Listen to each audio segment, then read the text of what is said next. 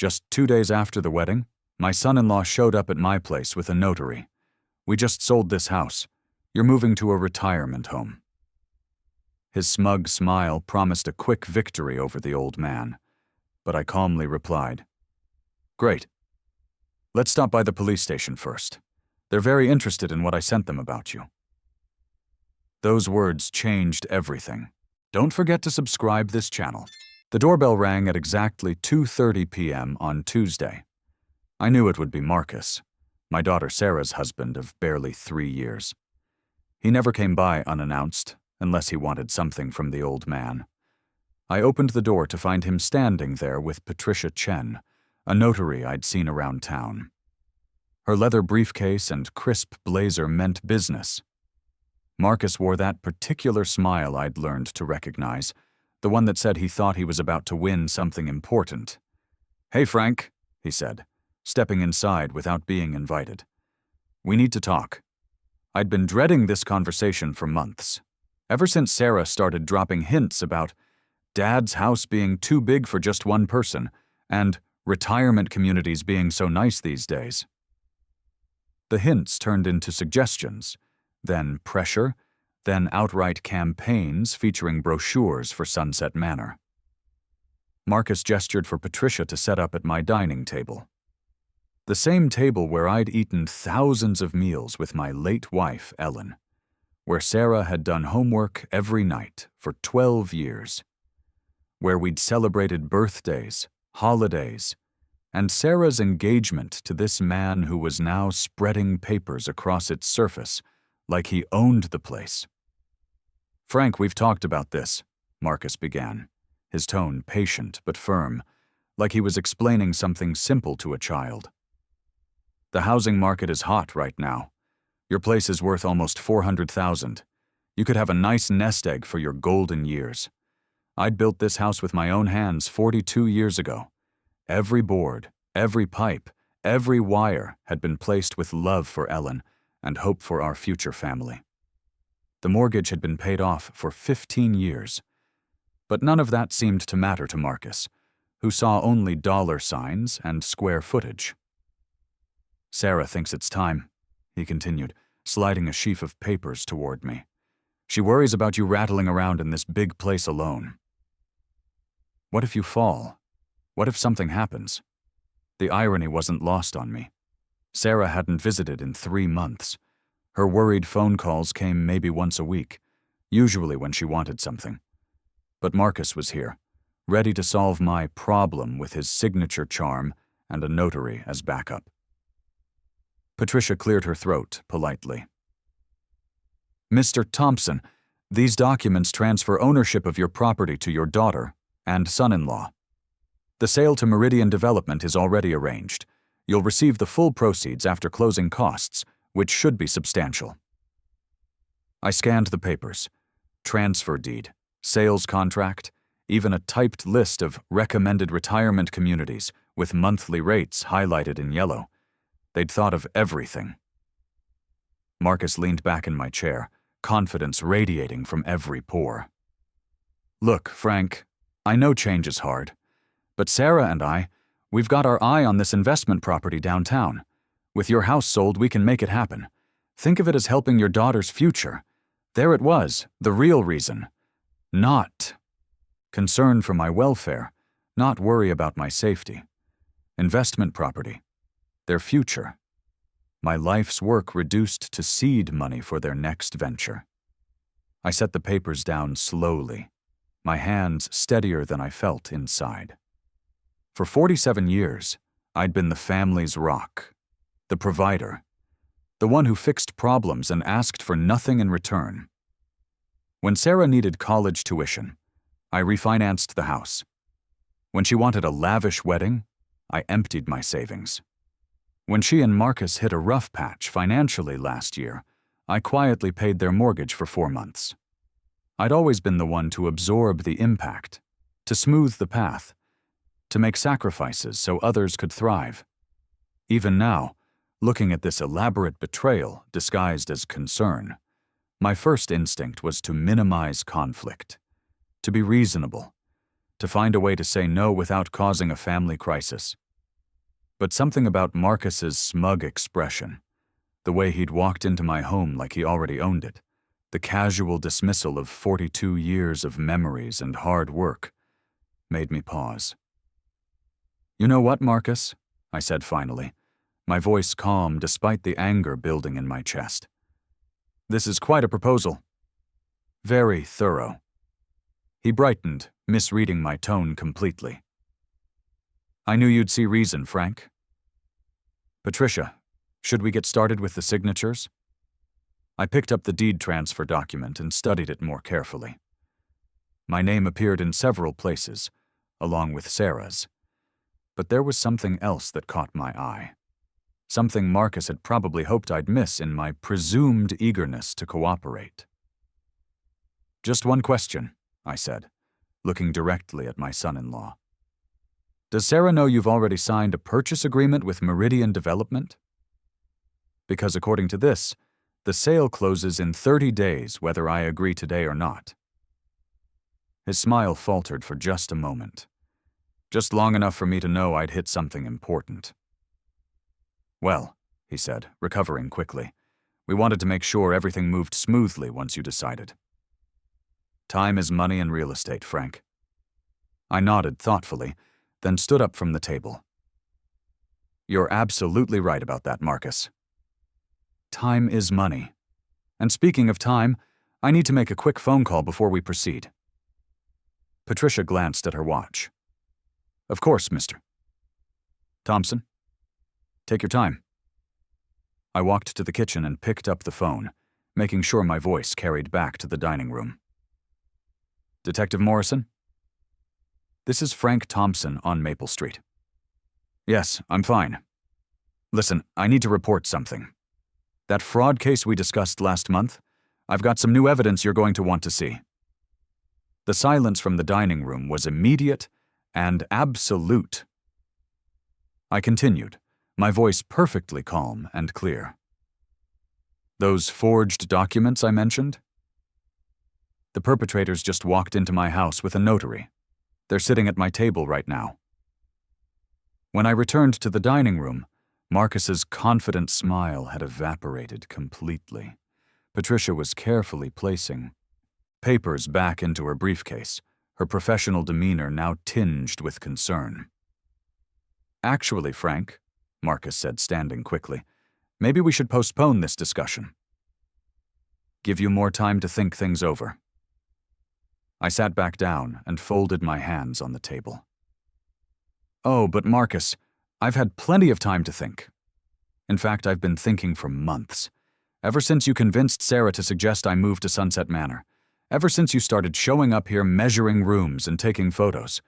Ever since you forgot to log out of your email on my computer and I saw your correspondence with Meridian Development." The blood drained from his face. "You see, son," I continued, my voice never rising above conversational level, "I may be old, but I'm not stupid. And I may be trusting, but I'm not defenseless." I reached into my shirt pocket and pulled out a small digital recorder. I've been documenting every conversation, every visit, every attempt to pressure me into signing away my home. Detective Morrison has been very helpful in explaining how elder abuse cases work. Very educational. Marcus grabbed Patricia's arm. "We should go." Now, but I wasn't finished.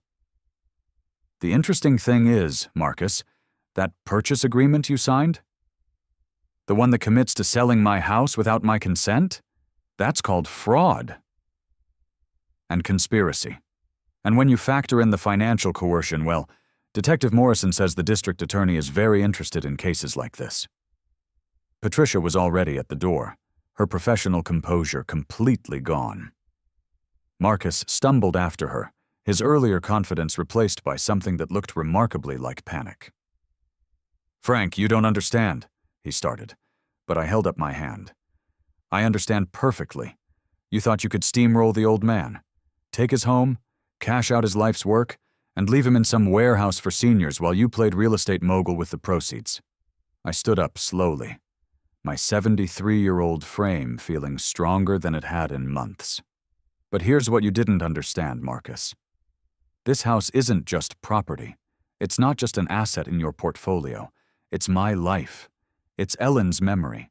It's 42 years of every penny I earned, every weekend I worked, every sacrifice I made. The door was open now, cool autumn air flowing into the house. Marcus and Patricia stood on my front porch, looking like criminals caught in the act. Which, I supposed, they were. So yes, I concluded, my voice carrying the weight of absolute certainty. Let's definitely stop by the police station first. They're very interested in what I sent them about you. As they hurried down my front walkway, Marcus fumbling with his car keys, I closed the door and leaned against it. My heart was pounding, but not from fear. For the first time in years, I felt like I'd stood up for myself. For the first time in my relationship with Marcus, I'd been the one holding all the cards. The house felt different around me, still mine. Still home. Still the place where Ellen and I had built our life together, where Sarah had grown up safe and loved, where 42 years of memories lived in every room. I walked back to the dining room and gathered up the papers they'd left behind. Evidence, Detective Morrison had called them. Proof of conspiracy to commit fraud, documentation of attempted elder abuse. I'd spent 47 years being the family's foundation, absorbing every shock, solving every problem, making every sacrifice. Today, for the first time, I'd chosen to be something else. Today, I'd chosen to be dangerous. The recording device sat on my kitchen table like a small black truth. For 3 hours after Marcus and Patricia fled, I played it back repeatedly, each replay revealing another layer of their scheme. Detective Morrison arrived at 6 p.m. sharp, still in his patrol uniform, but carrying a civilian's patience. He'd been handling elder abuse cases for 15 years, and his weathered face showed he'd seen every variation of family betrayal. "Frank," he said, settling into Ellen's old chair at the kitchen table, "walk me through this again. Start from the beginning." I poured coffee and began with Sarah's first casual mention of retirement communities 6 months ago. How the suggestions became pressure. How Marcus started showing up uninvited, measuring rooms, taking photos. How I'd found real estate listings for my house online before I'd agreed to sell. "They had a notary ready today," I said, sliding the abandoned documents across the table. "Transfer deed, purchase agreement, even a list of retirement homes with monthly fees highlighted. This wasn't a spur-of-the-moment conversation. This was a coordinated plan." Detective Morrison examined each paper carefully, his expression growing darker with each page. "Frank, this purchase agreement is dated 3 weeks ago. Your signature isn't on it, but Marcus signed as Sarah's power of attorney for your property." My stomach clenched. "He can't have power of attorney over my property. I never signed anything like that." "That's the point. This document claims authority he doesn't have. It's fraud, plain and simple." He pulled out a small notebook. "Tell me about the email you mentioned." 3 weeks ago, I'd let Marcus use my computer to print directions to a job site. He'd forgotten to log out of his Gmail account, and when I went to check my own email, his messages were still displayed. "There were dozens of emails with someone named Jackson Meridian," I said. "They were planning to flip my house. Tear it down. Build 2 modern homes on the lot." Marcus was bragging about making $200,000 profit minimum. Detective Morrison's pen moved steadily across his notebook. "Did you screenshot any of these emails?" I walked to my desk and returned with a manila folder. "I printed everything. 47 pages of correspondence, property appraisals, construction estimates, even financing pre-approvals. They had this entire scheme mapped out." He leafed through the papers, whistling low under his breath. "Frank, this is conspiracy to commit real estate fraud, wire fraud, elder abuse. The district attorney is going to want to see this immediately." "There's more," I said quietly. "Last month I got a call from my bank." Someone had requested information about my mortgage status, property taxes, even my savings account balance. When I asked for details, the banker said the caller claimed to be my son-in-law handling my financial affairs. Without your authorization? I never gave anyone permission to access my financial information. The banker said they didn't release anything, but Marcus knew things. He knew exactly how much equity I have, knew my property taxes were paid in full, knew I have no debt. Detective Morrison closed his notebook and leaned back in his chair. Frank, I want you to understand something. What they attempted today wasn't just greedy. It was criminal. If you'd signed those papers, your house would be gone, and there wouldn't be much legal recourse. But I didn't sign. No, you didn't. But they were counting on you being intimidated, confused, or just trusting enough to go along. Most elderly victims in these cases don't realize they're being defrauded until it's too late. I thought about how close I'd come to being reasonable, to avoiding conflict, to just signing the papers to keep family peace. The old Frank, the doormat Frank, might have done exactly that. What happens now? I asked. Now we build a case. I need you to write down every conversation, every visit, every pressure tactic you can remember. Dates, times, witnesses, if any. I want a complete timeline of how this fraud developed. He stood and handed me his business card. Frank, I also need you to be prepared. When we move on this, it's going to affect your family permanently. Your daughter is going to have to choose sides. Your son-in-law is facing serious felony charges. The weight of that settled on me slowly. Sarah would have to confront the truth about her husband. She'd have to decide whether to stand with her father or the man who'd tried to steal his home. Either way, our family would never be the same. Detective, I said as he prepared to leave, there's something else you should know. This isn't the first time Marcus has pulled something like this. His hand paused on the doorknob. What do you mean? Sarah mentioned that Marcus's grandfather died 2 years ago, left him the family farm in Ohio, but somehow that property ended up being sold to developers 6 months after the funeral. Marcus said the old man had debts that ate up the inheritance. Detective Morrison sat back down. You think he might have defrauded his own grandfather? I think Marcus has a pattern. I think he looks at older family members as assets to be liquidated. And I think Sarah has no idea who she married. We'll look into it. Frank, I want you to be very careful. Don't let Marcus or Sarah into your house alone. Don't sign anything. Don't give anyone access to your finances. And if they try to pressure you again, call me immediately. After Detective Morrison left, I sat alone in my kitchen as darkness settled over the neighborhood. For months, I'd felt powerless against their pressure campaign. Tonight, for the first time, I felt like I had weapons of my own.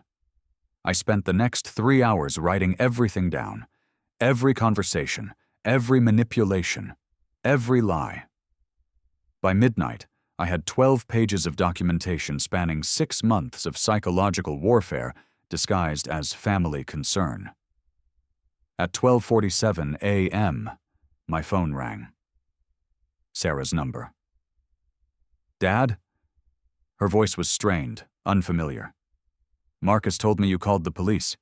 He said you're making some kind of accusations. Sarah, where are you? I'm at home. Dad, Marcus is really upset. He says you threatened him today, that you have some kind of recording device. What's going on? I could hear Marcus in the background, his voice agitated but too low to make out. Words. Sarah, I need you to listen very carefully. Your husband tried to steal my house today. He had forged documents claiming power of attorney over my property. He'd already arranged to sell it without my consent. Silence. Then, Dad, that's impossible. Marcus has been trying to help you. We've been worried about you living alone in that big house. Have you been worried, Sarah? When's the last time you visited? That's not... Dad, you're not being fair. I have 47 pages of printed emails between Marcus and a developer. They were planning to tear down my house and build 2 new ones. Marcus was bragging about making $200,000 profit. Dad, you're confused. Marcus wouldn't. Sarah. My voice was steady, calm. Your husband is a criminal. He tried to commit fraud today. The police have evidence. You need to decide what you're going to do about it. I could hear Marcus's voice getting louder in the background, more urgent. Dad, I think you need to see a doctor. Maybe you're having some kind of episode. Paranoia can be a sign of Sarah Christine Thompson. I used her full name, the way I had when she was 12 and in serious trouble. I am 73 years old, not 93. I am not senile, confused, or paranoid. I am a victim of attempted fraud, and your husband is the perpetrator. I can't talk about this anymore tonight, Dad. I'm going to call you tomorrow when you're feeling better. The line went dead. I sat holding the phone, understanding finally that I'd lost my daughter months ago, maybe years ago. Marcus hadn't just targeted my house. He'd systematically poisoned my relationship with Sarah, convincing her that her father was becoming a burden, a problem to be managed rather than a person to be respected. But I wasn't the same person who'd absorbed years of subtle insults and manipulation. I wasn't the doormat who'd refinanced his house for other people's dreams and emptied his savings for other people's problems. Tomorrow, Detective Morrison would begin building a criminal case against Marcus. Tomorrow, I would have to confront the reality that my only child had chosen to believe her husband's lies over her father's truth. Tonight, I would plan my next move. Because while Marcus thought he was playing chess, I was about to show him I'd been studying the board for months. The manila folder on my desk had grown to 3 inches thick over the past week. Bank records, property assessments, printed emails, phone logs, even photos I'd taken through my window of Marcus measuring my yard without permission. Detective Morrison had taught me to think like an investigator. Frank, these white-collar criminals always leave digital footprints. They can't resist documenting their schemes. They need records for their profits, communications with co-conspirators, proof of their clever plans. He was right. Marcus had been sloppy, overconfident that the old man would never think to look deeper. I'd spent 7 days methodically reconstructing the fraud timeline, and what I'd discovered was worse than I'd imagined. This wasn't just about my house. Marcus had been systematically positioning himself to control my entire financial life. The breakthrough came when I remembered something Detective Morrison had mentioned. Financial institutions keep detailed logs of information requests. If Marcus had been probing my accounts, there would be records. First Bank of Springfield had been my financial home for 38 years. When I explained the situation to Margaret Hendricks, the senior manager, she immediately pulled my account access logs. Mr. Thompson, she said, her voice tight with professional anger. Your account has been accessed 17 times in the past 4 months by someone claiming to be acting on your behalf. What kind of information did they request? Everything. Account balances, transaction history, property tax records, even your Social Security and Medicare information.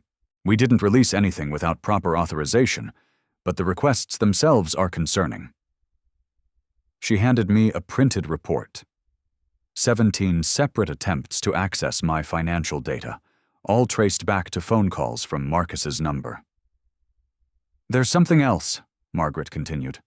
Last month, someone submitted a change of address form for your accounts.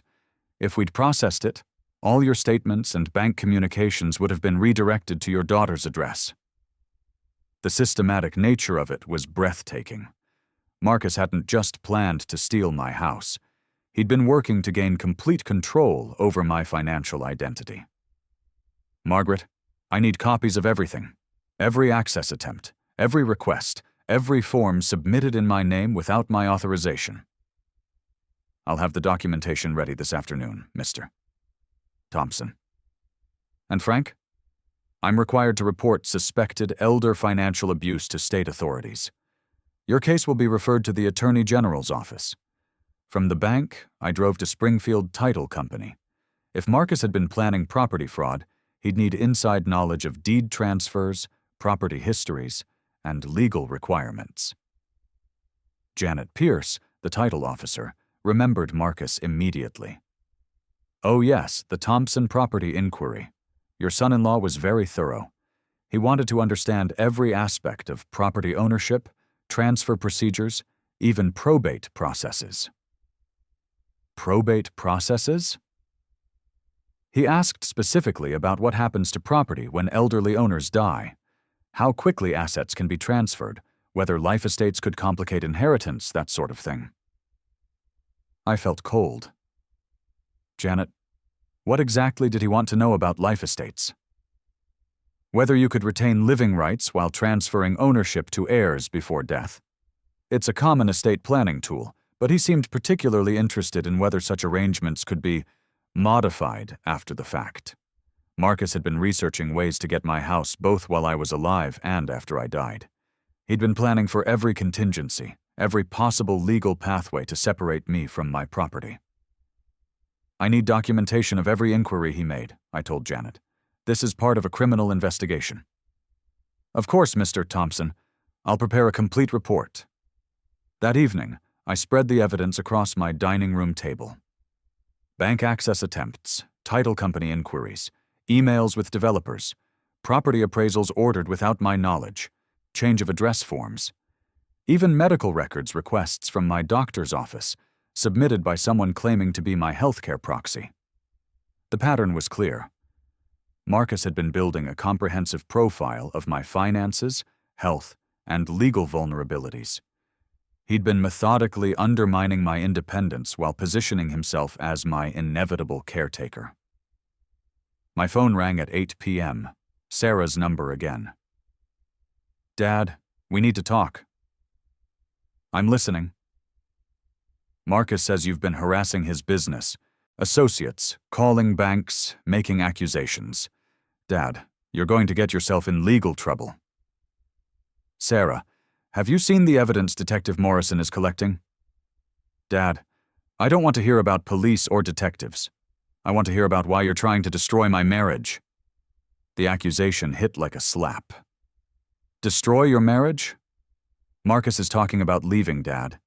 He says the stress of your accusations is affecting his work, his reputation. He says you're making it impossible for us to help you. Help me. Even now, she framed Marcus's criminal behavior as assistance I was too stubborn to accept. Sarah, your husband tried to steal my house through forged documents. He's been accessing my bank accounts without authorization for months. He researched probate law to figure out how to get my property when I die. This isn't about helping me. This is about robbing me. Dad, you're paranoid. You're seeing conspiracy where there's just family concern. Then explain the emails to Jackson Meridian. Explain the unauthorized bank access. Explain the forged power of attorney documents. Marcus says you're taking things out of context, misunderstanding normal business communications. Sarah, I want you to come to my house tomorrow, alone. I want to show you the evidence, all of it, everything Detective Morrison has compiled. I can't do that, Dad. Why not? Because Marcus says you're not safe to be around anymore. He thinks you might be having some kind of breakdown. The manipulation was complete. Marcus had convinced my own daughter that her father was mentally unstable, dangerous, someone to be managed from a distance rather than trusted or respected. Sarah, I said quietly, I want you to think about something. When did you stop trusting your father? When did you start believing that a man you've known for 3 years understands your family better than you do? Silence. When did you decide that your husband's version of events was automatically more reliable than your father's?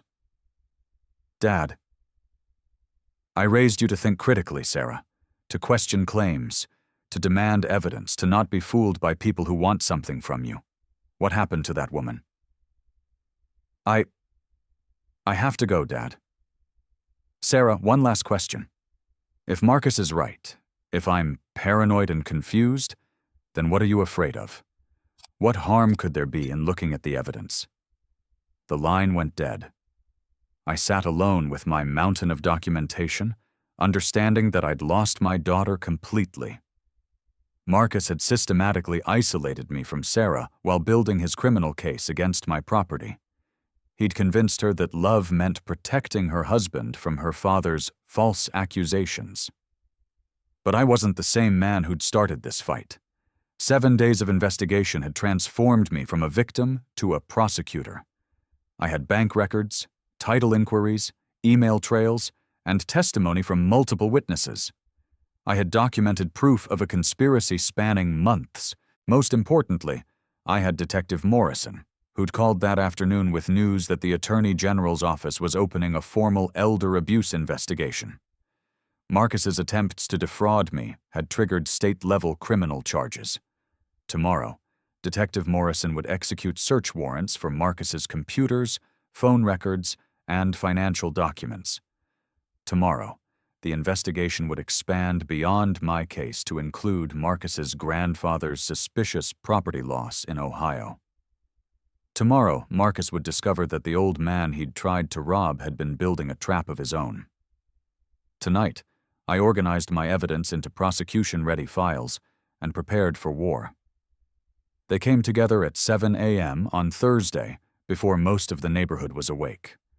Marcus and Sarah standing on my front porch like missionaries of a particularly aggressive religion. I opened the door, but didn't invite them in. "Dad," Sarah said, her voice strained but determined, "we need to resolve this. Now." Marcus stood slightly behind her, using my daughter as a human shield. His three-piece suit and briefcase suggested this was more business meeting than family reconciliation. "What do you want to resolve, Sarah?" "These accusations, this police involvement. Dad, you're tearing our family apart." "I didn't tear anything apart. I prevented a crime." Marcus stepped forward, his patient demeanor replaced by something harder. "Frank, you've made your point. You feel disrespected, undervalued. We get it. But this has gone far enough." "Has it? You called my business associates. You've been harassing banks, title companies, even medical offices. You're damaging my professional reputation with these conspiracy theories." I leaned against my doorframe, studying him. "Marcus, are you really going to stand on my porch and claim you're the victim here?"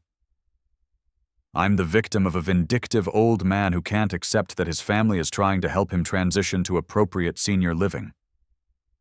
Senior living. Even now, he couldn't say retirement home, nursing home, or assisted living. It was always appropriate senior living, as if euphemisms could disguise the reality. "Show him the letter, Marcus," Sarah said quietly. Marcus reached into his briefcase and withdrew an official-looking document. "Frank, this is a medical evaluation request. Dr. Patterson agrees that your recent behavior suggests possible cognitive decline, paranoia, aggressive accusations, inability to recognize normal family concern as benevolent." I took the letter and scanned it quickly. Dr. Patterson, my physician for 12 years, was recommending a full psychiatric evaluation based on reported behavioral changes consistent with early-stage dementia. "Who reported these behavioral changes, doctor?" "Patterson. Your son-in-law provided detailed documentation of your deteriorating condition, memory loss, paranoid delusions, inappropriate accusations against family members trying to help. Marcus had been building a medical case against my mental competency while simultaneously planning to steal my property. If he could have me declared incompetent, Sarah could gain power of attorney legitimately, and my house would become theirs to dispose of." "Dad," Sarah said, her voice taking on that careful tone people use with mental patients, "we just want to make sure you're okay. If Dr. Patterson says you need evaluation, maybe we should listen." "And if I refuse?" Marcus smiled, the first genuine expression he'd shown all morning. "Frank, Let me explain something about competency evaluations. They can be voluntary or they can be court-ordered. Voluntary is easier for everyone. Are you threatening me, Marcus? I'm explaining reality. You've made serious accusations against me, false accusations. You've involved police in what should be a private family matter. You've damaged my business relationships and reputation. He stepped closer, his voice dropping to almost a whisper. If you force me to defend myself legally, I will. I'll file for emergency guardianship based on diminished capacity. I'll present evidence of your paranoid behavior, your inability to recognize help from family, your dangerous living situation. Dangerous living situation?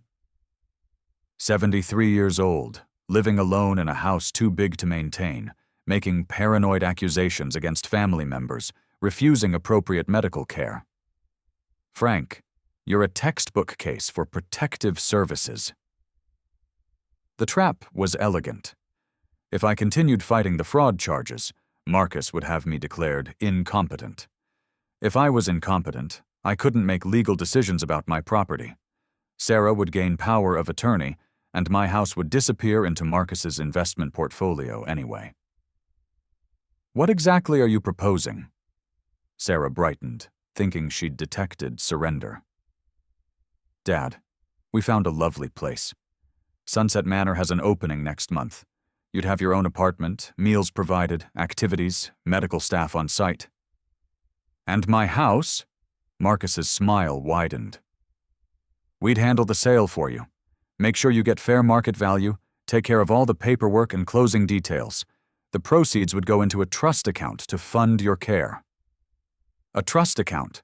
Controlled by whom? Managed by whom? Benefiting whom when I died? I need time to think about this, I said. Dad, time is exactly what we don't have, Sarah replied. The Sunset Manor opening won't wait. The real estate market is hot right now but could cool off. We need to act quickly. Always urgency.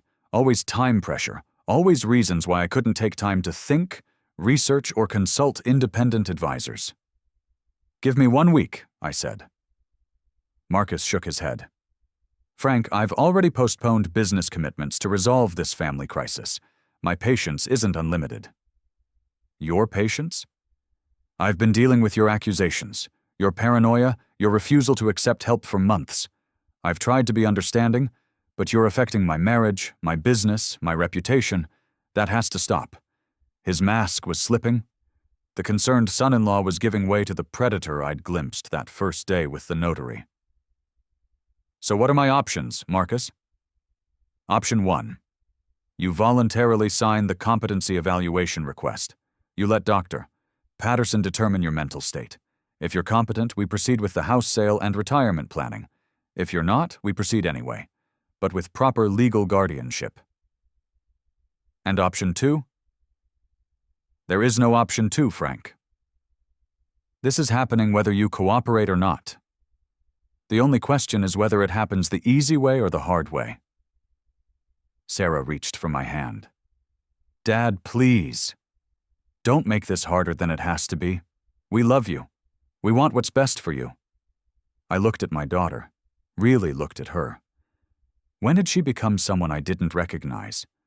When had her love become indistinguishable from Marcus's greed? Sarah, answer one question honestly. If Marcus wasn't in the picture, would you be trying to force me out of my house? She hesitated. For just a moment, I saw uncertainty flicker across her face. Dad, that's not... Marcus is part of our family now. His opinions matter. More than mine? Dad, you're not being rational about this. I handed the medical evaluation letter back to Marcus. I'll give you an answer tomorrow. Frank, Marcus said, his voice hardening. Don't make the mistake of thinking you can outmaneuver this situation. I've been planning for every contingency. Court-ordered competency evaluation, emergency guardianship, protective services investigation. I can make your life very uncomfortable if you force me to. Is that a threat? It's a promise. Cooperate, and this stays in the family. Fight me, and I'll use every legal tool available to prove you're unfit to make your own decisions. After they left, I sat at my kitchen table with Detective Morrison's business card in my hand. Marcus had just openly threatened to have me declared incompetent if I continued cooperating with the criminal investigation. He'd escalated from fraud to extortion, from financial crime to psychological warfare. But he'd also made a critical mistake. He'd threatened me in front of a witness, my daughter, in clear retaliation for my cooperation with law enforcement. I picked up the phone and dialed Detective Morrison's number. "Detective, this is Frank Thompson. They just escalated. I need to talk to you immediately." "I'm on my way, Frank." "And Frank? Don't sign anything. Don't agree to any medical evaluations. And don't let them back in your house without a warrant." As I hung up the phone, I realized something had changed in me during that confrontation. For the first time in years, when someone threatened me, I hadn't looked for ways to accommodate them or avoid conflict. I'd looked for ways to fight back. Detective Morrison arrived within the hour, this time accompanied by Agent Rebecca Torres from the State Attorney General's Elder Abuse Unit. Agent Torres was younger than I'd expected, but her briefcase and serious expression suggested she'd seen enough cases like mine to know exactly what we were dealing with. "Mr. Thompson," she said, settling at my kitchen table, "Detective Morrison has briefed me on your case. What happened this morning changes everything." I walked them through the confrontation, Marcus's threats, the medical evaluation letter, and his promise to pursue competency proceedings if I continued cooperating with law enforcement. "That's witness intimidation," Agent Torres said immediately. "Retaliation against a crime victim for cooperating with authorities. It's a felony in itself." Detective Morrison was taking notes rapidly. "Frank, I need you to understand something. Marcus just made this case much bigger than property fraud. He's now facing conspiracy charges, elder abuse charges, and federal witness intimidation charges." "Federal?" "Elder abuse cases that involve multiple states trigger federal jurisdiction," Agent Torres explained. "Marcus's grandfather's property in Ohio puts this under our purview. We've been investigating similar schemes across the Midwest." She opened her briefcase and withdrew a thick folder. "Frank, you're not Marcus's first victim. We've identified at least 3 other elderly relatives who lost property under suspicious circumstances. A great-aunt in Michigan, an uncle in Indiana, and his own grandfather in Ohio." The scope of it was staggering. Marcus wasn't just a greedy son-in-law. He was a serial predator who systematically targeted elderly family members for financial exploitation. "How does he do it?" "Always the same pattern," Detective Morrison replied. "Marries into families with elderly relatives who own valuable property, slowly isolates the victims from other family members, creates financial pressure through manufactured crises, then presents himself as the solution while simultaneously building cases for incompetency." Agent Torres spread photos across my table. Properties in 3 different states, all formerly owned by Marcus's relatives, all now developed into profitable real estate ventures. "The grandfather in Ohio is particularly relevant to your case, Frank. Marcus convinced him to sign a reverse mortgage that basically guaranteed the property would go to developers when he died. The old man thought he was securing his grandson's future. Instead, he was funding his own exploitation." "What happened to the grandfather?" "Died 6 months after signing the reverse mortgage. Natural causes, but the timing was convenient for Marcus. The property was in developer hands within 30 days of the funeral." I studied the photographs, seeing my own future in those demolished homes and modern developments. Marcus had turned family manipulation into a profitable business model. "Frank," Agent Torres continued, "we need your help to stop him before he victimizes anyone else. But I want you to understand the risks. If we proceed with prosecution, your family situation will become very public. Your daughter will have to confront some difficult truths about her husband." "What kind of help do you need?" Detective Morrison leaned forward. "We need you to continue recording conversations. We need you to document every pressure tactic, every threat, every attempt to isolate you from support systems." "You want me to be bait?" "We want you to be a cooperating witness. There's a difference, and we'll make sure you're protected every step of the way. Agent Torres pulled out a small device about the size of a smartphone. This is a digital recording system, state-of-the-art, completely legal for you to use in your own home. It automatically uploads to our servers, so even if Marcus discovers it, we'll have the evidence. Over the next 2 hours, they transformed my house into an evidence collection center. Hidden recording devices in 3 rooms, cameras disguised as smoke detectors, software on my computer that would automatically document any unauthorized access attempts. Frank, we're also arranging some additional protection, Detective Morrison said. Your neighbor, Mrs. Kowalski, has agreed to be a visual witness. She'll keep an eye on who comes and goes, document any suspicious behavior. Mrs. Kowalski was 82 and sharper than most people half her age. She'd lived next door for 30 years and had always been protective of neighborhood seniors. Additionally, Agent Torres said, we're setting up financial monitoring. Any attempts to access your accounts, change your addresses, or submit documents in your name will trigger immediate alerts. But the most important protection was legal. Frank, we're filing a restraining order against Marcus. He's prohibited from contacting you directly, entering your property, or making any financial inquiries in your name. If he violates it, he goes to jail immediately. What about Sarah? Agent Torres's expression softened. Your daughter isn't under investigation. She appears to be a victim of manipulation rather than a willing accomplice. But Frank, she may not see it that way initially. She'll choose him over me. Maybe. Or maybe when she sees the evidence, she'll realize she's been manipulated too. Either way, our job is to protect you and stop Marcus from hurting anyone else. That afternoon, I met with James Chen, the attorney Agent Torres had recommended. His office overlooked downtown Springfield, and his reputation for elder law was impeccable. Frank, he said after reviewing my case files, you're in a strong legal position. Marcus's threats this morning were mistakes that will probably cost him his freedom. What about the competency evaluation he's threatening? He can file a petition, but judges don't grant competency evaluations lightly, especially not when the person seeking guardianship is under criminal investigation for defrauding the proposed ward. James leaned back in his chair. Frank, I want to prepare some additional protective documents. A revocable trust that puts your property beyond Marcus's reach. Powers of attorney that specifically exclude him from any decision-making authority. Medical directives that prevent him from accessing your health information. How long will that take? I can have everything ready by tomorrow afternoon. We'll also file a civil suit for attempted fraud, emotional distress, and conspiracy. Even if the criminal charges somehow fail, we'll pursue financial damages. I don't want Marcus's money, James. I want him stopped. The civil suit isn't about money, Frank.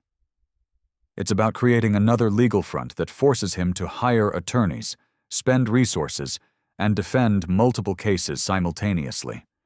It's about making his life as complicated as he tried to make yours. That evening, Agent Torres called with an update from Ohio. Frank, we interviewed Marcus's grandfather's neighbors. They remember Marcus visiting frequently in the months before the old man died, always alone, always carrying briefcases, always staying for hours. The grandfather started becoming isolated from his church friends, his community activities, even his medical appointments. Same pattern? Identical. And Frank, we found something else. Marcus took out a life insurance policy on his grandfather 6 months before he died. $200,000 policy with Marcus as the beneficiary. The calculation was breathtaking. Marcus hadn't just stolen his grandfather's property. He'd bet on the old man's death and collected when it happened. Agent Torres, how many other policies might there be? We're checking. But Frank, this gives us a clear pattern of elder exploitation spanning multiple states and several years. Marcus isn't just a criminal. He's a predator who specifically targets elderly family members. After the call, I sat alone in my kitchen, surrounded by recording devices and legal documents, protected by restraining orders and federal agents. For the first time, in months, I felt safe in my own home. But more than that, I felt powerful. Marcus had spent months positioning me as a helpless old man who needed managing. He'd convinced Sarah that her father was becoming a burden, a problem to be solved rather than a person to be respected. Now I had federal agents building criminal cases across multiple states. I had attorneys preparing civil suits that would drain his resources and reputation. I had evidence that would expose him as a serial predator who'd been exploiting elderly relatives for years. Marcus thought he was playing chess with a doddering old man who could barely remember the rules. He was about to discover that I'd been studying the board while he was moving pieces, and my next move would end the game entirely. Tomorrow, the restraining order would be served. Tomorrow, search warrants would be executed on his computers and financial records. Tomorrow, Marcus would realize that the old man he'd tried to rob had been building a trap that would destroy his freedom, his reputation, and his future. Tonight, I organized my evidence files and prepared for the war Marcus had declared but couldn't win. The news traveled through Maple Street faster than I'd expected. Mrs. Kowalski, despite her promise to be discreet, couldn't resist sharing certain details with her morning walking group. By Thursday afternoon, half the neighborhood knew that Marcus had tried to steal my house through forged documents. The reaction was immediate and unified: outrage. Mrs. Patterson from 3 houses down knocked on my door at 4 p.m. with a casserole and questions. "Frank, is it true? Did that boy really try to forge your signature on property papers?" Word had gotten distorted in translation, but the core truth remained. Marcus had attempted fraud, and the neighborhood was rallying. "Something like that, Betty. It's being handled by the authorities." "Well, I never liked him," she said, settling the casserole on my counter. "Always too smooth, too quick with compliments. You can't trust a man who smiles that much without meaning it." By evening, I'd received visits from 6 neighbors, 4 phone calls from people I hadn't spoken to in months, and even a visit from Pastor Williams from Ellen's old church. "Frank," Pastor Williams said, "the congregation is praying for you. If you need anything at all, you just call." The community support was overwhelming, but it also served a strategic purpose Agent Torres had anticipated. Public attention made it much harder for Marcus to continue his manipulation campaign. "Frank," she'd explained, "predators like Marcus depend on isolation. They need their victims cut off from support systems, dependent on the abuser for information and assistance. Community involvement makes their tactics much more difficult." The neighborhood watch was informal but effective. Mrs. Kowalski coordinated with 3 other retired residents to maintain visual surveillance of my property. If Marcus violated his restraining order, there would be witnesses. But Marcus was smarter than that. Instead of direct contact, he launched a counter-campaign through Sarah. She called Friday morning, her voice tight with stress. "Dad, people are talking. Mrs. Henderson from the grocery store asked me about Marcus being arrested." "Dad, he wasn't arrested. You're spreading lies about my husband." "Sarah, Marcus wasn't arrested because he agreed to stay away from me voluntarily. The restraining order prevents him from contacting me directly, so now he's using you as a messenger." "I'm not anyone's messenger. I'm your daughter, and I'm trying to understand why you're destroying our family." "Our family was destroyed the moment Marcus decided to steal my house, Sarah. I'm just documenting the crime." "Dad, you have to stop this. Marcus can't work with these accusations hanging over him. His clients are asking questions, his business partners are concerned. You're ruining his reputation. Not our relationship, not family trust, not the fact that he'd committed multiple felonies. His reputation was the priority. Sarah, what do you know about Marcus's grandfather in Ohio?" Silence. "What do you know about the life insurance policy Marcus took out on him?" "Dad, what are you talking about?" Ask Marcus about the $200,000 life insurance policy he collected when his grandfather died. Ask him about the reverse mortgage that guaranteed the family farm would go to developers. Dad, you're scaring me. You're talking about things that don't make sense. They make perfect sense, Sarah. Your husband has been exploiting elderly relatives for years. I'm not his first victim, and if he's not stopped, I won't be his last. The line went quiet for nearly a minute.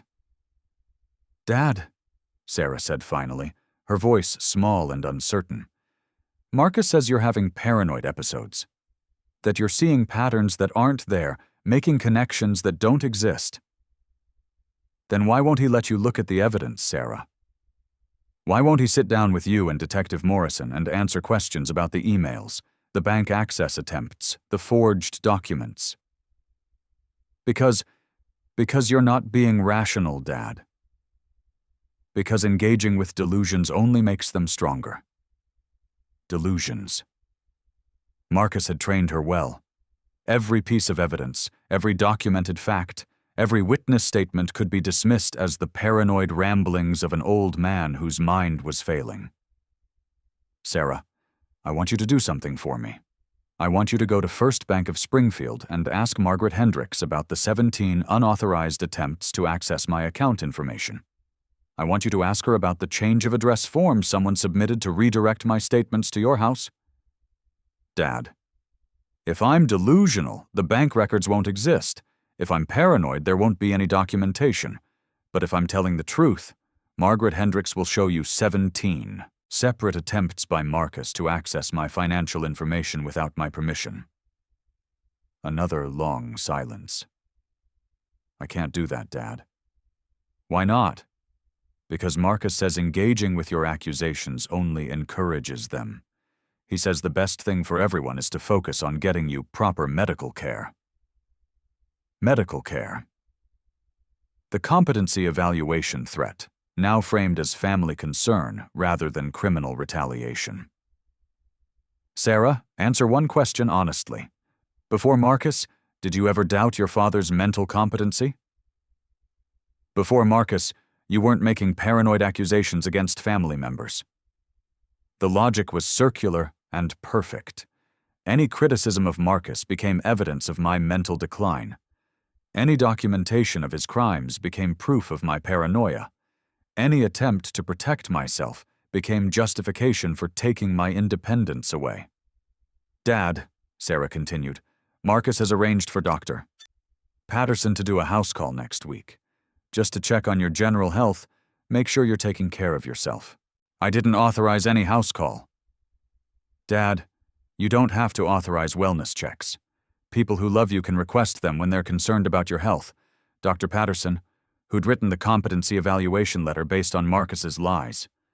Dr. Patterson, who could officially declare me unfit to make my own decisions if the visit went badly. Sarah, if Dr. Patterson comes to my house without my consent, I'll have him arrested for trespassing. Dad, that's exactly the kind of paranoid reaction that proves you need help. The trap was elegant. Refusing unwanted medical intervention was evidence of mental incompetency.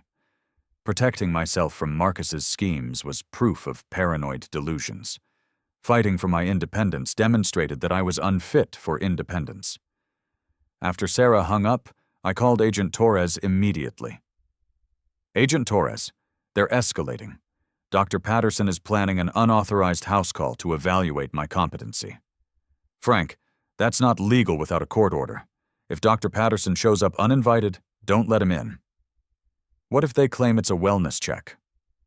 Unless there's immediate danger to life, medical professionals can't enter your home without consent. But Frank, this tells us Marcus is getting desperate.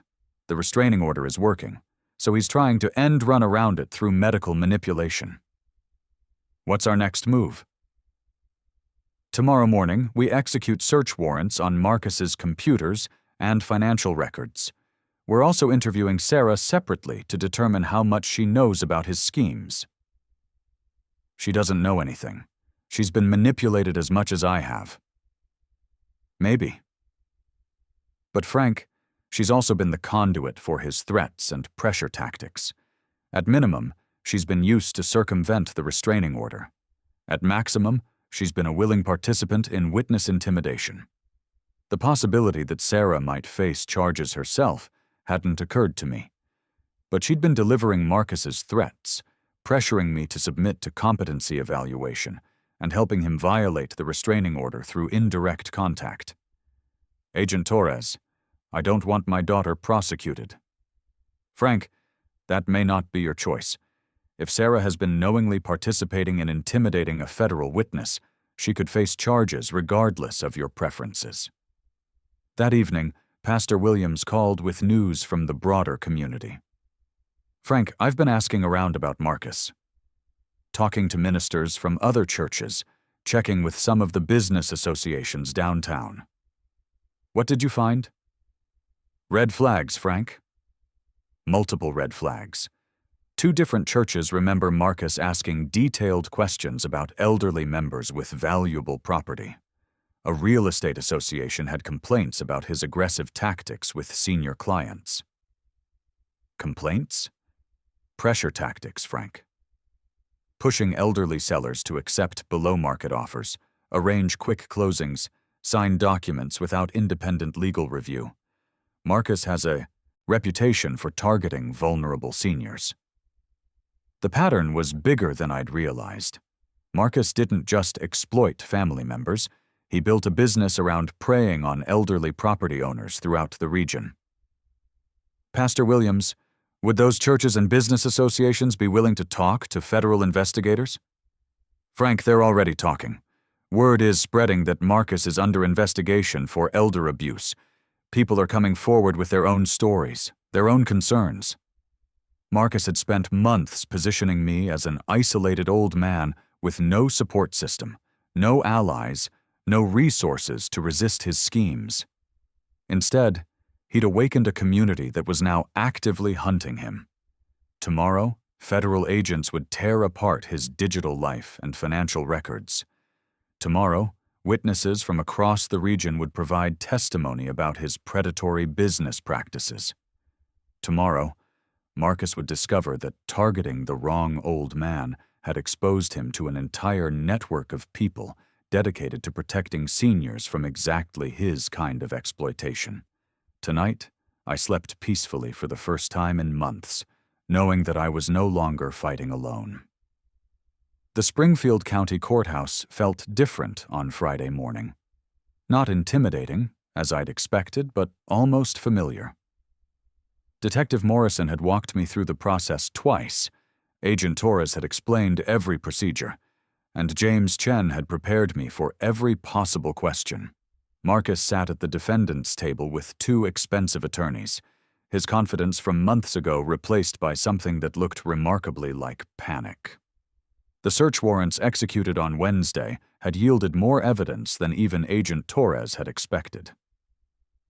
Your Honor, Assistant District Attorney Patricia Williams began, we're here today because the defendant engaged in a systematic campaign to defraud an elderly victim of his primary residence through forged documents, unauthorized financial access, and psychological manipulation.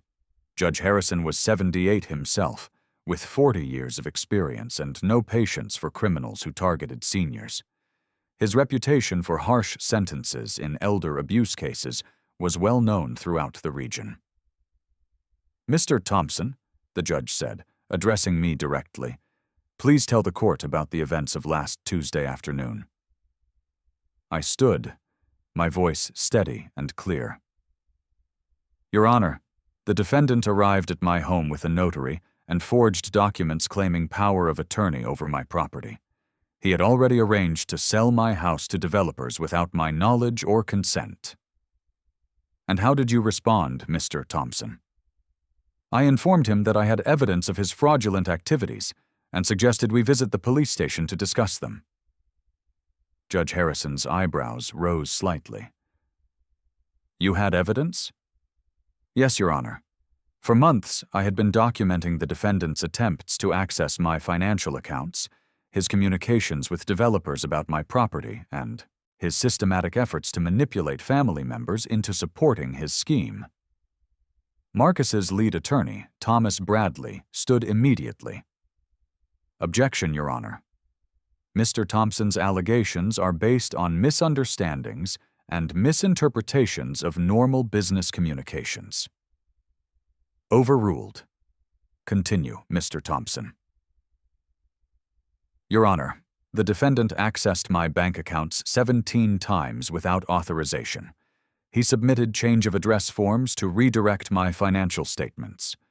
He researched probate law to determine how to acquire my property after my death. This wasn't normal business communication. This was criminal conspiracy. Agent Torres approached the bench with a thick folder. Your Honor, we have documented evidence of the defendant's systematic campaign spanning 4 months.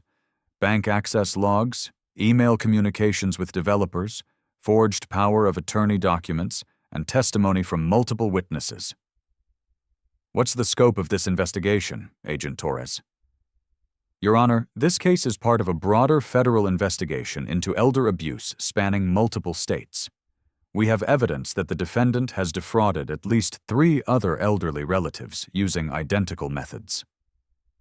Judge Harrison leaned forward, his attention fully focused. Agent Torres, present your evidence. The next hour was a methodical destruction of Marcus's facade. Email after email between Marcus and Jackson Meridian, discussing profit margins from flipping my house. Bank records showing unauthorized access attempts to my accounts. Testimony from title company officers about Marcus's suspicious inquiries into property transfer procedures. But the most damaging evidence came from Ohio. Your Honor, Agent Torres continued, the defendant's grandfather, William Marcus, died 18 months ago. 6 months before his death, the defendant convinced him to sign a reverse mortgage that guaranteed the property would transfer to developers upon death. The defendant also purchased a $200,000 life insurance policy on his grandfather during this same period. The courtroom was completely silent. The defendant collected the full life insurance payout and profited from the property development, netting approximately $400,000 from his grandfather's death. Marcus's attorneys were frantically whispering among themselves. They'd clearly not expected the federal investigation to uncover the Ohio crimes. Mr. Bradley, Judge Harrison said, does your client wish to respond to these allegations? Bradley stood reluctantly. Your Honor, my client maintains that his actions were motivated by genuine concern for elderly family members who needed assistance with complex financial and legal matters. And the life insurance policy on his grandfather? Legitimate estate planning, Your Honor. Many families use life insurance to cover final expenses and property management costs. Agent Torres stepped forward again. Your Honor, we have recorded conversations where the defendant explicitly discusses profit margins from his grandfather's property. He refers to the old man's death as convenient timing for his development plans. She played a 30-second audio clip from Marcus's phone, seized during the search warrant execution. Marcus's voice, clear and unmistakable. Jackson, the old man finally died. We can move on the Ohio property next week. $200,000 from insurance plus another $2 million from the development deal. Not bad for 6 months of listening to him complain about his health. The courtroom erupted. Marcus's face went completely white. His attorneys looked like they wanted to disappear. Judge Harrison banged his gavel hard. Order. Mr. Bradley, does your client still maintain these were legitimate family assistance efforts? Bradley was silent for nearly 30 seconds. Your Honor, we request a brief recess to confer with our client. Denied. Agent Torres, what other evidence do you have? Your Honor, we have testimony from 17 witnesses across 4 states who describe identical patterns of behavior. Elderly property owners approached by the defendant with offers of assistance that resulted in property transfers, financial losses, or suspicious deaths. Suspicious deaths? 3 elderly relatives died within 6 months of signing major financial documents prepared by the defendant. All three had life insurance policies purchased by the defendant shortly before their deaths. The scope of it was staggering. Marcus wasn't just a property fraudster. He was potentially a serial killer who used life insurance and inheritance fraud to profit from family deaths. "Your Honor," I said, standing again, "I want the court to understand something. 3 months ago, I was a trusting father-in-law who would have signed anything my daughter's husband put in front of me. I would have moved to Sunset Manor without complaint if he'd asked nicely. What changed, Mr. Thompson? I realized that my trust was being used as a weapon against me, that my desire to avoid family conflict was being exploited to rob me of everything I'd worked for, that my willingness to be reasonable was being interpreted as weakness by someone who saw me as prey rather than family." I turned to look directly at Marcus, my voice carrying across the courtroom. "You made one critical mistake, Marcus. You underestimated me. You thought because I was old, I was helpless. You thought because I was trusting, I was stupid. You thought because I avoided conflict, I couldn't fight back." Marcus met my eyes for the first time in weeks, and I saw something there I'd never seen before. Fear. But I spent 47 years building this life, raising a family, working every day to create something lasting and meaningful. Did you really think I'd let some smooth-talking predator steal it all without a fight? "Mr. Thompson," Judge Harrison said quietly, "what would you like to see happen to the defendant?" "Your Honor, I want him stopped before he kills someone else's grandfather. I want him held accountable for the families he's destroyed, the elderly people he's exploited, the trust he's violated." I paused, letting the words settle. "But most of all, I want other seniors to know that they don't have to be victims. That age doesn't equal helplessness. That experience and patience can be weapons just as powerful as youth and arrogance." Judge Harrison nodded slowly. "Agent Torres, what charges is the federal government pursuing?" "Your Honor, we're charging conspiracy to commit wire fraud, elder abuse, witness intimidation, and, in the Ohio case, potential murder charges related to the suspicious death of William Marcus. Murder charges." The words hung in the courtroom like smoke from a fire. Marcus finally spoke, his voice barely audible. "Your Honor, I request the court appoint different counsel. My attorneys weren't prepared for the scope of these allegations." "Mr. Marcus," quote, Judge Harrison replied, his voice cold as winter, "your attorneys weren't prepared because you lied to them about the scope of your criminal activities. Just as you lied to your family, your victims, and apparently yourself." The judge leaned back in his chair, studying Marcus like a specimen under a microscope. "Bail is denied. The defendant will be held without bond pending trial on federal charges. Additionally, I'm ordering immediate asset forfeiture for all properties and financial accounts connected to the defendant's fraudulent activities." Marcus's world was collapsing in real time.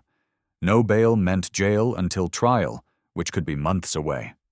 Asset forfeiture meant his house, cars, bank accounts, everything would be frozen and eventually seized to compensate victims.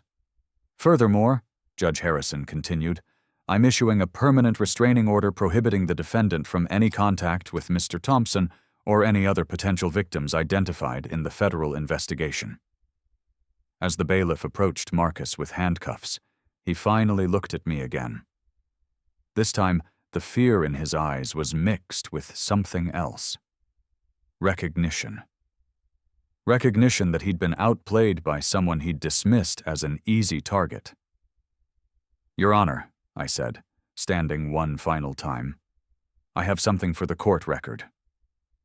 I reached into my jacket and pulled out a sealed envelope. "This is my new will, witnessed and notarized yesterday. It specifically excludes Marcus and any of his associates from any inheritance or property rights. It also establishes a trust fund to help other seniors fight financial exploitation." Judge Harrison smiled, the first time I'd seen any warmth from him all morning. "Mr. Thompson, you've shown remarkable strength and wisdom throughout this ordeal. I hope other seniors facing similar threats will follow your example." As Marcus was led away in handcuffs, I felt something I hadn't experienced in months. Complete peace. Not satisfaction, not revenge, but the quiet confidence that comes from refusing to be a victim. The old man Marcus had tried to rob was gone. In his place stood someone who'd learned that age brings not just wisdom, but the courage to use it. The local news coverage was more extensive than I'd expected. "Elderly Springfield man exposes multi-state fraud ring," ran on 3 different channels, complete with interviews and background footage of my house. I declined most interview requests, but agreed to speak with Channel 7's investigative reporter, Maria Santos, who'd been covering elder abuse issues for years. "Mr. Thompson," she asked, her cameras rolling in my living room, "what advice would you give to other seniors who might be facing similar pressure from family members?" "Document everything," I said simply. "Trust your instincts. And remember that being old doesn't mean being helpless." "How did you know to start collecting evidence?" "I didn't, initially. I just knew something felt wrong. When family members start creating urgency around major life decisions, when they discourage you from seeking independent advice, when they frame their desires as your needs, that's when you should start asking harder questions." The interview aired that evening and triggered dozens of calls from seniors across the region. Agent Torres told me later that the publicity generated 17 new cases of suspected elder financial abuse. Marcus's downfall was swift and complete. His business collapsed within a week as clients canceled contracts and partners distanced themselves. His assets remained frozen pending trial, leaving him unable to afford his expensive attorneys. But the most significant development came from Sarah. She appeared at my door Saturday morning, her face showing the strain of a week that had destroyed her understanding of her own life. "Dad," she said quietly, "can we talk?" I invited her in, noticing how different she seemed. The defensive anger was gone, replaced by something that looked like grief. "I spoke with Agent Torres yesterday," she began. "She showed me everything. The emails, the bank records, the Ohio investigation. Dad, I didn't know."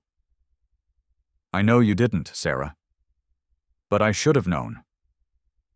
I should have questioned why Marcus was so concerned about your house when he'd never shown interest in family property before. I should have wondered why he always had urgent reasons for every decision." She sat at the kitchen table, where this whole ordeal had begun, her hands folded in her lap like a penitent child. "Dad, Marcus convinced me that you were becoming paranoid, that age was affecting your judgment. Every time you questioned him, he'd tell me it was evidence of cognitive decline. Sarah, you trusted your husband? That's not a crime, isn't it? When my trust in him meant doubting you? When I chose his version of events over 40 years of knowing my father's character?" The pain in her voice was genuine, but so was the recognition. Sarah was finally understanding how completely she'd been manipulated. "Agent Torres thinks I might face charges," she continued. "Conspiracy, witness intimidation, elder abuse. She says Marcus used me to violate the restraining order, to pressure you into competency evaluation." "What did you tell her?" "The truth. That I believed him. That I thought I was helping you by supporting his concerns about your living situation and mental health." Sarah looked up at me, tears starting to flow. "Dad, can you forgive me? I know I chose him over you. I know I participated in trying to steal your home, even if I didn't realize that's what I was doing." The question hung between us like a bridge I could choose to cross or burn. "Sarah, answer one question honestly. If Marcus hadn't been arrested, if this had all gone according to his plan, would you be visiting me at Sunset Manor right now?" She was quiet for a long time. I don't know, Dad. I want to say yes, but Marcus was already talking about limiting visits. Said too much contact with family could be disruptive for residents adjusting to care facilities. Isolation. Even after stealing my house and confining me to institutional care, Marcus had planned to cut me off from my daughter entirely. Dad, I want to make this right. I don't know how, but I want to try. I studied her face, looking for signs of the daughter I'd raised. She was still there, underneath the manipulation and confusion Marcus had created. Sarah, the way to make this right is to tell the complete truth to Agent Torres and the prosecutors. Help them understand how Marcus manipulates family members, how he turns love into a weapon against the people we're trying to protect. Even if it means testifying against him? Especially if it means testifying against him. Other families are going through what we went through. Other elderly people are being pressured to sign away their homes, their independence, their dignity. Sarah nodded, wiping her eyes. Agent Torres wants me to cooperate in exchange for immunity. She says my testimony could help convict him on the broader conspiracy charges. What will you tell her? Everything. How he researched elder care facilities before he ever raised concerns about your living situation. How he practiced conversations about your declining condition until they sounded natural. How he convinced me that love meant protecting you from your own bad decisions. The scope of Marcus's manipulation was even broader than I'd realized. He'd rehearsed his performance, planned his campaign, studied his target until he knew exactly how to exploit family bonds against their intended victims. Sarah, there's something else you need to know. The will I filed yesterday includes provisions for you. Not the house, but enough to ensure you'll be financially stable during the divorce proceedings. Dad, I can't accept money from you. Not after what I did. You didn't do anything, Sarah. You were victimized just like I was, just in a different way. Marcus studied our family dynamics and used them against both of us. I reached across the table and took her hand. But Sarah, I want you to understand something. I will never again ignore my instincts to avoid family conflict. I will never again sacrifice my judgment to maintain peace. What happened taught me that some conflicts are necessary. I understand, Dad. Do you? Because, moving forward, our relationship has to be based on mutual respect, not parental obligation. You're not automatically right because you're younger, and I'm not automatically wrong because I'm older. Sarah squeezed my hand. Dad, I want that kind of relationship. I want to know you as an adult, not just as my father who's supposed to defer to my opinions about his life. Over the following weeks, Sarah provided extensive testimony that helped prosecutors understand Marcus's psychological manipulation techniques. Her cooperation was instrumental in securing charges not just for the financial crimes, but for the systematic emotional abuse that made those crimes possible. Marcus was eventually convicted on 14 federal charges spanning 3 states. His sentence? 28 years in federal prison without possibility of parole. The judge noted that Marcus had perverted the sacred bonds of family trust to prey upon society's most vulnerable members. The house remained mine, but more importantly, my independence remained intact. The community support that had emerged during the investigation evolved into a neighborhood network for protecting elderly residents from various forms of exploitation. Mrs. Kowalski became something of a local celebrity, organizing senior watch groups throughout Springfield. Pastor Williams established a support network for families dealing with financial elder abuse. But the most satisfying outcome was personal. I had rediscovered my own strength. 6 months after Marcus was sentenced, I stood in my backyard watching the sunrise paint the maple trees Ellen had planted 30 years ago. The house felt different now, not because anything physical had changed, but because I had changed within it. The morning ritual had become important to me. Coffee on the back porch, newspaper spread across the small table Ellen had picked out at a garage sale in 1987, 20 minutes of quiet before the day began its demands. It was a luxury I'd nearly lost to Marcus's scheme, and one I'd never take for granted again. Sarah called every Tuesday now, not because she had to, but because she wanted to. Our conversations were different than before Marcus. More honest, more respectful, more like two adults who happened to be related than a parent and child trapped in outdated roles. "Dad," she'd said last week, "I've been thinking about what you told Agent Torres. About age bringing wisdom and the courage to use it. I think I'm finally starting to understand what you meant." The divorce had been finalized in March. Sarah kept her maiden name and moved to a smaller apartment downtown.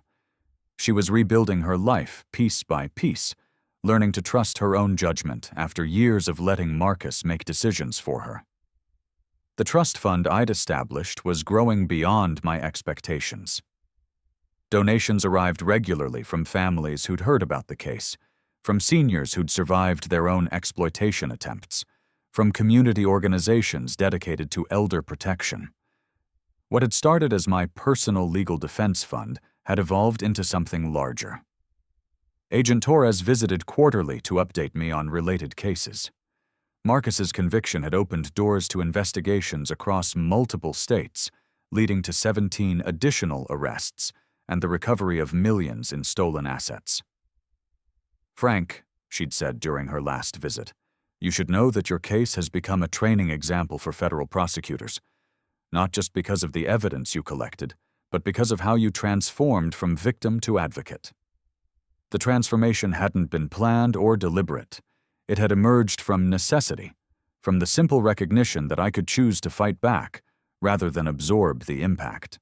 Mrs. Kowalski knocked on my front door at 9 a.m. sharp, as she did every Saturday. At 84, she'd become my unofficial partner in what we called neighborhood security consultation. Translation: we helped other seniors recognize and resist financial exploitation attempts. "Frank," she said, settling into Ellen's chair with her own cup of coffee, "we got another call. 87-year-old woman on Pine Street. Grandson wants her to sign over her house for property tax management." Same pattern? Identical. Urgency, family pressure, discouraging independent legal advice. The works. We spent an hour planning our intervention. Nothing dramatic, nothing confrontational. Just two experienced neighbors offering to accompany Mrs. Chen to her attorney's office, helping her understand her options, ensuring she had support if she chose to resist. Most of the seniors we helped weren't facing criminal fraud like I had. Mostly it was family members who meant well, but had convinced themselves that taking control was the same as providing care. The psychology was similar, though, treating age as automatic incompetence, love as justification for removing independence. By noon, Mrs. Kowalski had left for her bridge game, and I was alone with my thoughts and the Saturday crossword puzzle. Ellen used to help with the difficult clues, her knowledge of literature and history filling gaps in my mechanical engineering background. I still missed her, still felt her absence in the quiet moments. But the missing had evolved from grief into gratitude for the years we'd shared, the foundation we'd built together, the strength she'd taught me to recognize in myself. At 2 p.m. I walked to the courthouse downtown, not for legal proceedings this time, but for the monthly elder advocacy workshop I'd started hosting. 15 people attended regularly, ranging from seniors who'd survived exploitation to family members who wanted to understand warning signs. "The most important thing to remember," I told the group, "is that being older doesn't mean being powerless. Experience is a form of strength, not weakness. Patience can be a weapon, not just a virtue." A woman in her 70s raised her hand. "Mr. Thompson, what if the person pressuring you is someone you love?" "That's the hardest part," I acknowledged. "But love that demands you surrender your independence isn't really love." It's control disguised as care. After the workshop, I drove home as the sun set behind the maple trees. The house welcomed me back, solid and familiar and mine. Not because I'd inherited it or been given it, but because I'd fought to keep it. In my kitchen, I opened the notebook where I'd been writing my story. Not for publication, just for clarity. A record of how an ordinary man had discovered he was stronger than he'd known, braver than he'd believed, more valuable than others had convinced him. The last entry was simple. Today I helped Mrs. Chen understand that her grandson's emergency property transfer could wait until she consulted an attorney. Today I reminded 15 people that age brings wisdom, not weakness. Today I chose coffee on my own back porch over institutional breakfast in someone else's facility. Today I lived as a free man in my own home, surrounded by memories I chose to keep and neighbors who chose to support me. Marcus thought he was stealing my house. Instead, he taught me that home isn't just a place you live. It's a place you're strong enough to defend. Some lessons are worth the fight. I closed the notebook and walked to the window, looking out at Maple Street in the gathering darkness. Porch lights were coming on, families were settling in for evening routines, and somewhere in the distance, Mrs. Kowalski was probably telling someone else about the importance of standing up for yourself. The old man who would have signed Marcus's papers was gone forever. In his place stood someone who understood that peace isn't the absence of conflict. Sometimes, peace is the presence of courage.